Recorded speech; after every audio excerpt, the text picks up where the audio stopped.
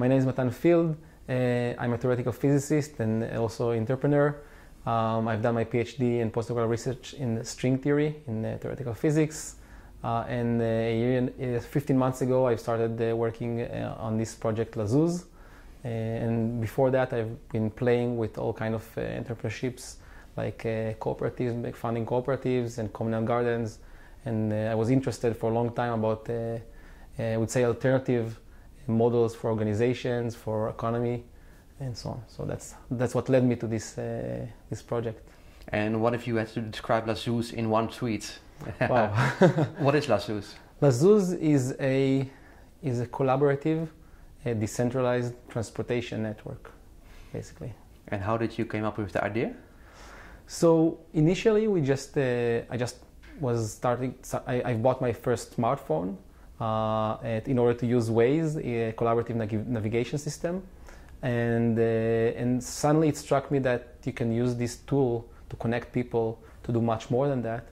And the first thing to understand was that you can do real-time ride sharing, meaning by having an application that let people ride together from place to place in real time without planning, and just simply ride sharing, which means no commercial drive, just riding together. And then I understood that this idea was already there for several years now, but hasn't been established or implemented. And that's how we started all this thing. So initially it was just about ride sharing. We didn't think about anything of decentralization. But at that stage we faced the biggest problem in this industry, which is the chicken and egg problem of building up the critical mass of users before such a service can be established. So if, let's say that I want to reach from point A to point B, I'm just opening my app, I'm saying I want to reach there, and then the app is looking for rides who are just going right now from point A maybe to point C, and another ride from point C to point B. That's a multi-hop solution. And that may work, but you need the critical mass, a critical threshold of people already playing in the game.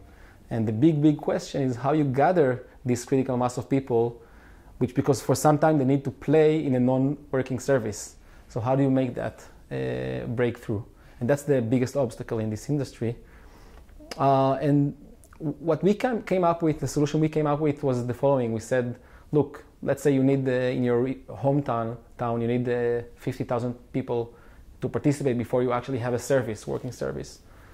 So we said, well, why not just making a project, building this project with 50,000 partners? And basically that's where all the rest has begun.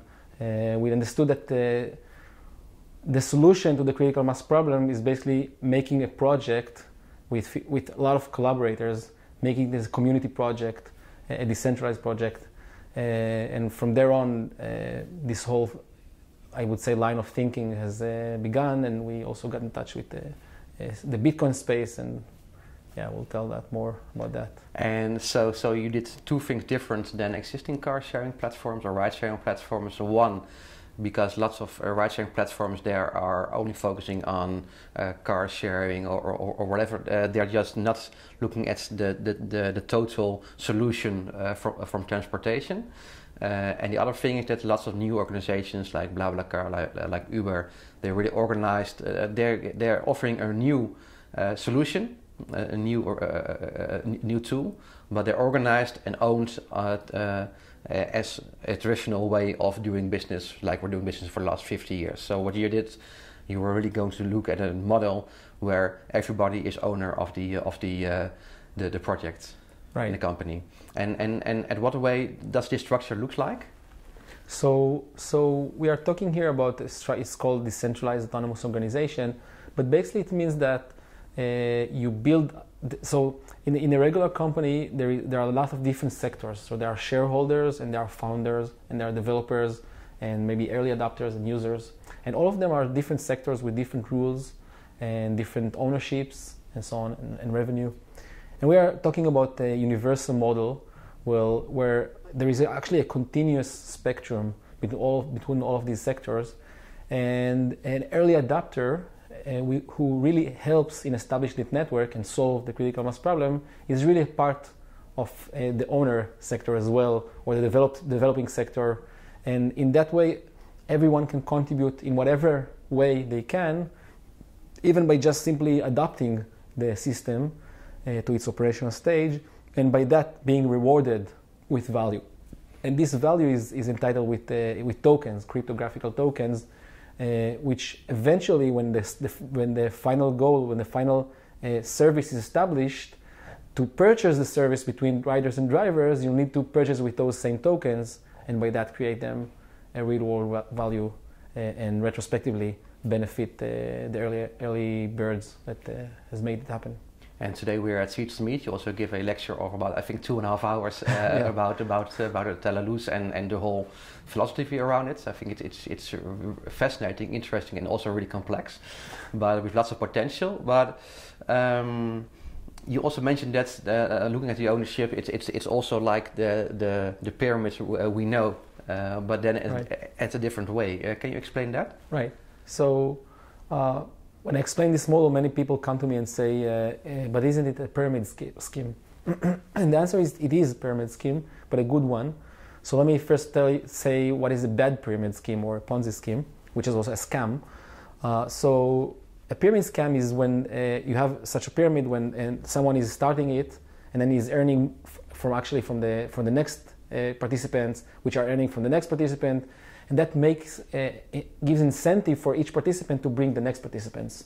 Eventually, at the end of the pyramid, you reach full saturation, and then those endpoints participants simply lose their money, and actually they're paying the whole gain for the whole pyramid. Now here, the most of it is similar. If you're starting it, you're putting energy and resources and money and time, and you're risking the most because you're putting it in a place where the success is the farthest. So you're gaining also more. And then also you have incentive to make it happen so that the potential value, I didn't say that before, but not only those who adopt get the tokens, but also those who actually develop the system also get paid, so to say, with those tokens. So you have a very good incentive to make this happen and to bring more people. So that's where the pyramids begins. So each of them will earn from the work of those and those and those. However, the end point of this pyramid is not just people who lose their money. The endpoint are simply endpoint users who use the service once it's established, so they haven't contributed to development of this service, and they're simply using that. For that they need to purchase those tokens in order to purchase the service. So the endpoint of this layer of this pyramid are simply users who purchase a service developed by the rest of the pyramid. So at the moment that's the bottom of the pyramid starts. Then also the rest. Oh, sorry, sorry. The rest of the pyramid will also get the revenue, and then also the currency will get its value. But at what way do you now get value or get money for the people who are now working on LaZooz? Because now the tokens are digital, but you can't use them for anything right now. So at what way do you make your living? Right. So even right now the tokens are not even alive yet. We will open the protocol of distribution protocol of LaZooz tokens pretty soon, in a month or two. That will be opening also the crowd sale. So they're not even alive yet. So not only they're not tradable in the market, we simply don't have them. We have a future guarantee for those tokens. So the way we today, for example, we support our own development is by simply selling those future tokens for investors. So for example, we have made a first round of pre-sale of tokens 4 months ago. We fundraised about $80,000, and next week we open a second round of pre-sale of tokens, again to fundraise between $100,000 to $200,000 to support us until the crowd sale, and then we'll have a crowd sale where the general public could just be purchasing tokens. And at the same time, we're also in touch with like sophisticated investors and their investment channel. Either they can just purchase the token just like anyone else, but we have also engineered a specific investment channel for those investors. And can you tell me more about this investment channel? Because I think the challenge is, at one side you want to decentralize, but you're also now going to adapt to the existing world of finance. So at what way do you manage, because I understand when they're buying tokens, because they can use it or sell it at a later stage, but can you share more information about the other way of investment in LaZooz? Right. So, so you see, I haven't really said what a decentralized organization is, so let me firstly say that. So a decentralized organization is a community or a network with a set of rules, with a protocol. And here the set of rules is very simple. It's just two kind of rules. One is the distribution protocol, which means that anyone can contribute whatever he wants or she wants to the establishment or the growth of this network. And for each contribution, the whole community evaluates that contribution and reward that contributor with new tokens which are issued and sent to that contributor. So that's one thing that is decided upon in this organization is how many tokens to reward for each contribution. The second decision that the community can make is to change the set of rules, to change the protocol. So under this kind of protocols, which we are still constructing, any participants can be done. And it can also be done by any kind of entity. So I can, as an individual, I can contribute to LaZooz whatever I want, and the community evaluates my contribution and reward me with token. But also a company, a regular company, can decide also to play in that game, to make a lot of contributions to the community, and again be rewarded with ZooZ tokens. So those companies are just like channels from the old world to the new world. So venture capitalists, for example, can invest in those companies in a regular way, and the company to the inside behave just regular companies. So it's just like a bridge between the old world and the new world. Interesting. And what you also say that there are three pillars: the technology, protocols, and platform. And also that you don't need marketeers, but because in the end the story will also sell itself by using the crowd. What I was thinking about, because it's quite a hard story to understand. So do you think, so at what way are you going to adapt to the crowds with such a hard story to share, to explain? Right, that's a big question. In fact, that's one of the questions that repeats all the time from people, and probably that's also one of the biggest challenges in this story. We're trying to bring a very innovative and new and complex ideas into reality, and many of them in parallel. So I think there are several answers to that question. For example, one answer is that we have many different stories, and to different audiences we tell different stories. We just tell the part that is most interesting for that audience. If they are then interested further, they can learn the other parts.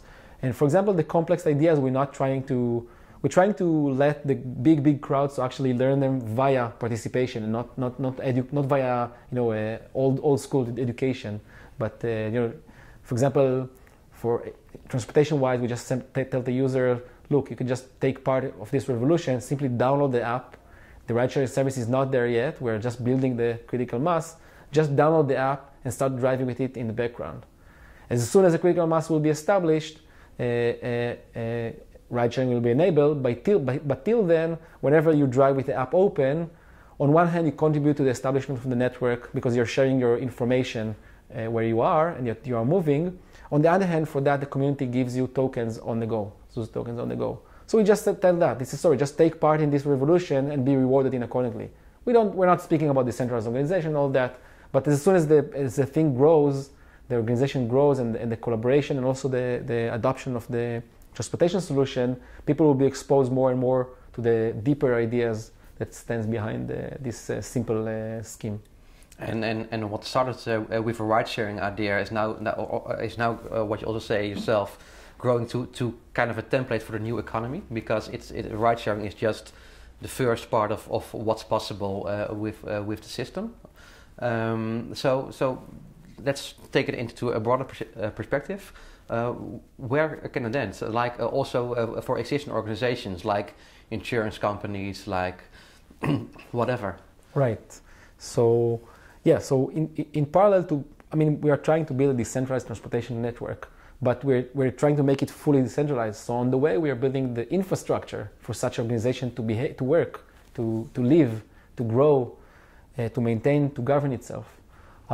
So we, as we said before, we did building 3 pillars. Not we in LaZooz, but as a movement, 3 pillars are being built: technological pillars, a protocol pillar, and a platform pillar. And as soon as those are ready, we can put different skins on the same engine to build easily many applications of that type. So, for example, I don't think there is any more need in the very near future for insurance company, because millions of people via smart contracts can simply insure each other via known predefined algorithms in a decentralized way. For that, of course, we need the decentralized database technology, which is called the blockchain technology, and is developed in a full glory today, for example, by Ethereum. But you can also have a decentralized insurance market. You can have decentralized loan market, or many other decentralized finance market. You can have, of course, decentralized transportation, but also decentralized Airbnb, for example. You can have a decentralized Q&A forum where people can, online get answer instantly from other people who get rewarded for that, for giving answers, and also help desk, decentralized help desk, and decentralized, of course, storage and cloud computing, and decentralized social networks, and the list goes on and on. I mean, there is really like tens already, or maybe hundreds of known applications that people are thinking to develop already. So you're going to build a framework, and then people can adapt with their own ideas, services, platforms into that framework. Right. The idea is to build a framework. We're not trying to specify the exact rules of the game. Each builder could make of this some building blocks, the set of rules of that sort, or the set of rules of that source, or the distribution protocol of that or the other, or the governance protocol, this or the other, and then building the skin of the application that is required for a specific target, for specific industry, and so on. And yes, the idea, and then also the idea is to build the platform that allows all those people. It's similar to a social network platform, just like Facebook, but a decentralized one. But not only, I would say, devoted only for communications, like in Facebook, but also to actually building content together, and also managing tasks together, and also rewarding each other for contributions and generate those tokens. So, and all that will be in one platform. It's something like Facebook plus GitHub plus Wikipedia plus Asana or Trello plus maybe other stuff, and all that in a decentralized way. So the idea is that once this platform is ready, you can build up a decentralized organization as easy as you now build up a Facebook group, and let it just grow by itself and gather thousands of collaborators in 1 week. And that will make the pace of development much larger. And what do you think that the tech services will say about this when everybody is going to collaborate with this new technique, and also this new currency? Have you had discussions about that? About who? The tech? The tax the industry, the taxes. The tax. The tax industry. Yeah. Yeah. We're not. You mean taxes? Yeah. Yeah. We are not trying to avoid taxes in any way, because also if you contribute in that kind of platform, you can report your income and tax it. So I would say there are a lot of interesting challenge how to make taxation schemes to work with such crypto tokens, and we are working for 6 months now, more than 6 months, with Ernst & Young, which is one of the biggest accounting company in the world. By the way, they are receiving zooz tokens for their work, so we are working with them for a long time. So, and indeed there are a lot of interesting challenges how to build a taxation scheme to work with such of architecture, but it's not something impossible to achieve. We just need to. So we already have some sort of scheme, and I think it will improve and evolve with time. And what are your biggest challenges for building? Because now I think the concept is brilliant, when it's finished, it's also brilliant, but there are quite some challenges in getting there. Right. So what are your main, let's say, 3 challenges that you have to face to get to the moment where it's a success? Right. So I guess one challenge is, I think, capital funding. Eventually we need to have some funds to support ourselves, and so that's one challenge, and we are facing, for example, we are focusing most of our energy in the last few months to finish the protocols and to make this like decentralized model ready, but also much of it is going to fundraising. So I think funds, and again, because we're trying to build this decentralized organization without having the tools at hand. So that's why there's a lot of friction we need to overcome. And since we're not a regular company, so it's also the operation, again, without the tools is kind of more complex. And funding is one thing that solves that friction, if you want. So funding is one. Second thing is just having that platform, having the tools that enable, for example, we are working for 15 months, and without even trying to look for people, I think more than 60 people have collaborated in LaZooz. So I think we can easily get to hundreds or thousands easily. The problem is that we don't have the tools ready, tools I described before, to support such a massive collaborations. So I think this is another bottleneck. I think as soon as we have some, even a very simple collaboration tool, which is in spirit with the decentralized nature of the organization, and let people communicate with each other, let people see what other people are doing and collaborate on tasks together, and also give feedback to other tasks so that you can generate this decentralized reward mechanism. So I think this is another bottleneck, the platform for the operation. Of course, there is the simple or trivial bottleneck of raising the critical mass of users, but I really think that as soon as we have the platform, we can make the collaboration itself so massive, and each of the person who is participating is also is a promoter or marketing person by himself, and thus I think that these are kind of things are correlated. So as soon as we have the collaboration properly established, I believe that we'll reach critical mass fairly straightforward. And when you look at the team of people that started with LaZooz, what kind of people, what are their motivation to start LaZooz, and what makes them different from other entrepreneurs that say, okay, I want to build a platform, but I want to get as much money out of it as possible? Right. So I think that's an important question. I mean, so we started that project 3 people, myself together with Shai Zloof and Oren Sokolowski. All 3 of us lived in the same, or still living in the same village, small village on the hills of the Galilee. And we just, I came to Shai with the idea of ride sharing. Actually, our wives met each other and we told each other about us and our ideas. And we instantly met and found out that we have the same ideas, both in terms of ride sharing. Shai himself tried to promote ride sharing a few years ago, and also in terms of the way to collaborate. And then we also found Oren, who instantly joined in. And I think one big common thing was that it was clear to us from day one that not less than the desire to make ride sharing happen, it was important for us to do it in a different way. We deeply felt that the existing structure, both business structure and economical structure and the organizational structure, social structure, are kind of not in place, not in the right place. And it was clear for us from day one that we'll do things differently. And even though we haven't yet known at that point in time how to do that differently, we prefer not to get into a specific niche, not to form a company, for example, and to keep our minds open to let things organically fall in the right place. And that's actually what exactly happened. So step by step, things just fell in the right place. And right now we have a very clear and coherent picture, still to be developed in most parts, but it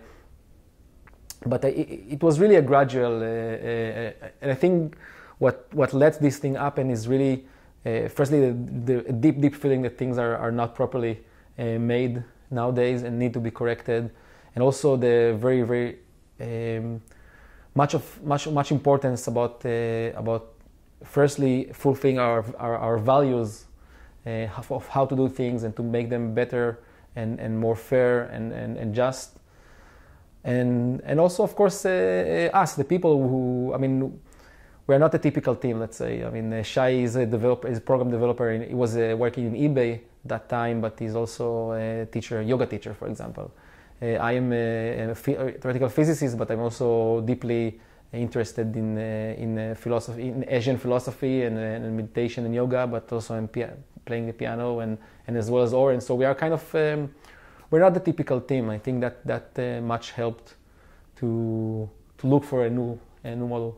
And last question: what is your end goal with LaZooz? Is there an end goal, or when is it a success for you? What is the?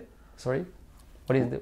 The last question: when is LaZooz successful for you? So what has to happen for you when you say, okay, now I've reached the goal I wanted to reach, or the goal from where I'm going to start to work on a next phase? Yeah, that's a good question. It's a good question also because it's hard to define where something starts and where something else begins. Like, you know, we've started with ride sharing and now we're developing a infrastructure for decentralized society. So it's not clear where this ends and where that begins. It goes together because those infrastructure that we're developing is going to serve LaZooz, and LaZooz will serve the infrastructure as a pilot. So that's a tricky question. Surely, in terms of transportation, I can instantly say that as soon as we make a collaborative transportation network that is, you know, widespread and widely spread, and people are sharing rides together, but much more than that, it's also a social network and also integrating many other transportation means into that. So that will be definitely a key for the notion of success. But I'm more interested to see that as a longer journey. And for me, I think that I will be really I will feel successful when we'll have those tools for collaborative efforts, and when this will be the existing paradigm where, you know, this will replace the existing business model, collaborative model, societal model, economy. And so, yeah, I guess that will be. I mean, that's maybe far ahead of us, but that will be my endpoint. Okay, great. Sounds good. Thank you very much. Good luck. Thank you.